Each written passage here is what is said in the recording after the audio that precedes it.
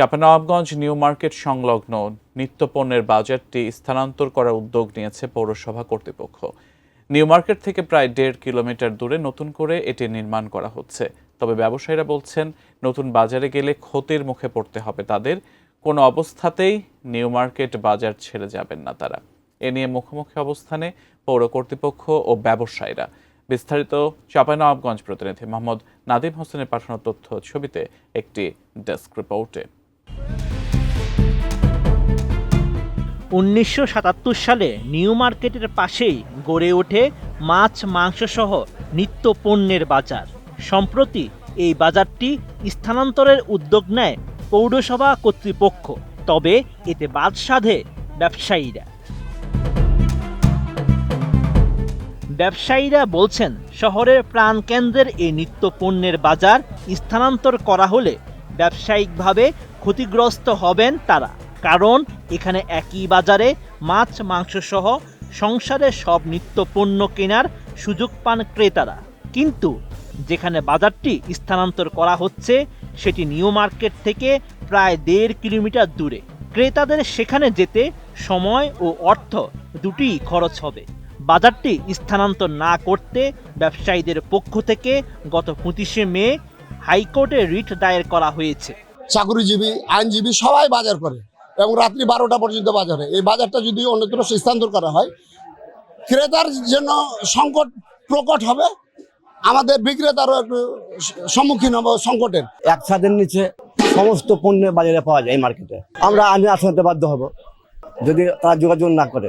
এখানে তো আপনার ভোক্তার স্বার্থ।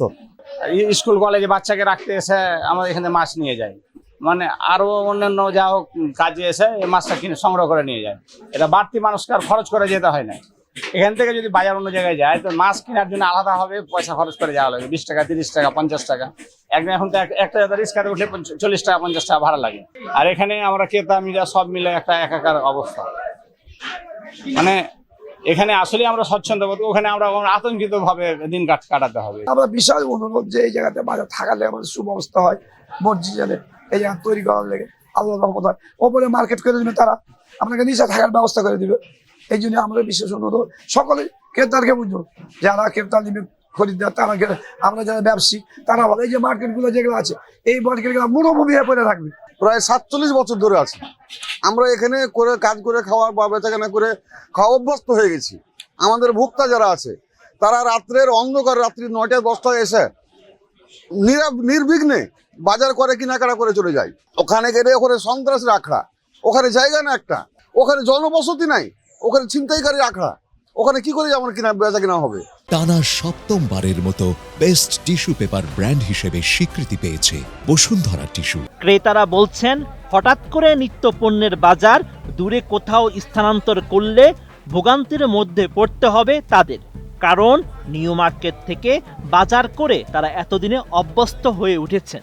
আমরাও এটা আসলে আশা করি যে এখানে যদি কোনো কিছু মানে সরানো হয় তাহলে একসাথে সবগুলো সরানোর তো আসলে কোনো যৌক্তিকতা নাই। আমরা চাইবো যদি ওরকম কোনো কিছু থাকে বা ওরকম কোনো সবার সাথে মতামতের ভিত্তিতেই যেন সেটা করা হয়। আর যদি সব কিছুই এখান থেকে উঠে চলে যায় তাহলে আমাদের জন্য এটা একটা অবশ্যই বিড়ম্বনার একটা বিষয়। তা আমরা চাইবো যাতে সবকিছু যাতে এখান থেকে উঠে না যায়।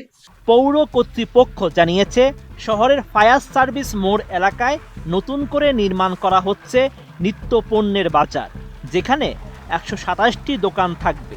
ওই বাজারেও মাছ মাংস ও সব নিত্য পণ্য কিনতে পারবেন ক্রেতারা। এডিবির অর্থায়নে নতুন এই বাজার স্থাপনে ব্যয় হচ্ছে 1,67,00,000 টাকা। বাজারটি স্থানান্তর হলে ব্যবসায় কোনো প্রভাব পড়বে না বলে মনে করেন পৌরসভার এই কর্মকর্তা। নিউ মার্কেটের পাশে যে আমাদের পাইকারি মাছ বাজার আছে, এই মাছ বাজারটি শহরের কোর এরিয়াতে অবস্থান হওয়ায় এখানে একটা জঞ্জাল পরিবেশ সৃষ্টি হয়।